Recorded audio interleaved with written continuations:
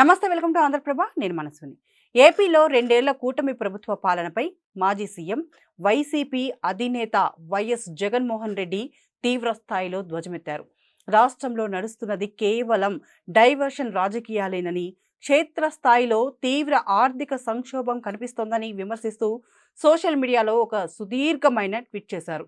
CAG విడుదల చేసిన 2025-26 తాత్కాలిక ఆర్థిక లెక్కలే ఇందుకు నిదర్శనమని ఆయన పేర్కొన్నారు. ఒకవైపు 2025-26 ఆర్థిక సంవత్సరంలో రాష్ట్ర జీఎస్డీపీ వృద్ధి రేటు 10.75% ఉందంటూ సీఎం చంద్రబాబు గొప్పలు చెప్పుకుంటున్నారని, కానీ కాగ్ లెక్కలు దానికి పూర్తిగా భిన్నంగా ఉన్నాయని మండిపడ్డారు.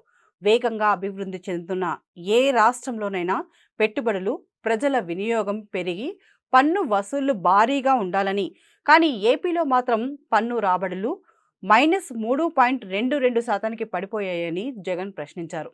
పన్ను రాబడులు నిజంగా కనీసం 9.60% పెరిగి ఉంటేనే ప్రభుత్వం చెబుతున్న 10.75% జీఎస్డీపీ వృద్ధిని నమ్మడానికి ఆస్కారం ఉందని, కానీ ప్రస్తుత పరిస్థితులు చూస్తుంటే రాష్ట్రం తిరోగమనంలో పయనిస్తోందని విమర్శించారు. గత వైసీపీ ప్రభుత్వ చివరి ఏడాది అయిన 2023-24లో రాష్ట్ర పన్ను రాబడులు 85,922.23 కోట్లుగా ఉన్నాయని జగన్ గుర్తు చేశారు. ఈ 2 ఏళ్లలో కనీసం 8% సాధారణ వృద్ధి రేటు ఉన్నా కూడా 2025-26 నాటికి పన్ను రాబడులు 1,219.69 కోట్లకు చేరాల్సి ఉందన్నారు. కానీ ప్రస్తుత కూటమి ప్రభుత్వ హయాంలో 2025-26లో వచ్చిన రాబడి కేవలం 86,552 కోట్లు మాత్రమేనని స్పష్టం చేశారు. దీనివల్ల కనీస వృద్ధి రేటుతో పోల్చిన రాష్ట్రానికి అక్షరాల 13,667 కోట్ల భారీ ఆదాయం నష్టం వాటిల్లిందని లెక్కలతో సహా వివరించారు.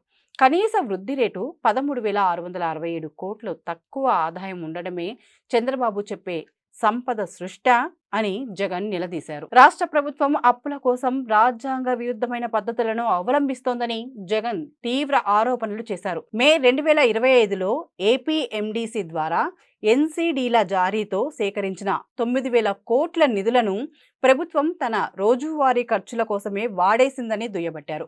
ఈ భారీ బాండ్ల నిధులతో ఎలాంటి కొత్త ఆస్తుల సృష్టి జరగలేదని, పైగా రాజ్యాంగ నిబంధనలను తుంగలో తొక్కుతూ ప్రైవేటు ఎన్సీడీ హోల్డర్లకు రాష్ట్ర సంచిత నిధి యాక్సెస్ కల్పించారని మండిపడ్డారు.